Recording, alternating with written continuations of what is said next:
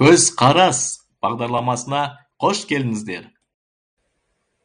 Құрметті көрермен, менің көзқарас бағдарламама қош келдіңіздер. Біз бұл бағдарламада жастарымыз ғаламтор арқылы өздеріне кеңінен қолданып жүрген мәнді мәнсіз сөздерді бірге талқылап, талдайтын боламыз. День рождения – это способ природы позволить нам съесть торт и поблагодарить ее за появление тебя.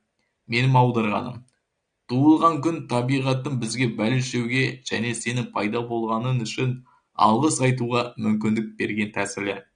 Иә, адамдар туылған күн иесін құттықтап, сыйлық беріп және бәлішеумен шектеліп қана қоймай, сол туылған күн иесі қасындағы адамдардың өмірі мен жан дүниесіне қалай әсер ететініне тоқталып, сол адамға алғыстарын да айтқан жөн сияқты. Сіздер бұл сөзді қалай түсініп отырсыздар? Осы видеоға пікірлеріңізді жаза отырыңыздар. Сіздермен бірге болған Нұркен, нұрлы күндеріңіз көп болсын. Сіздермен бірге болған көзқарас бағдарламасы.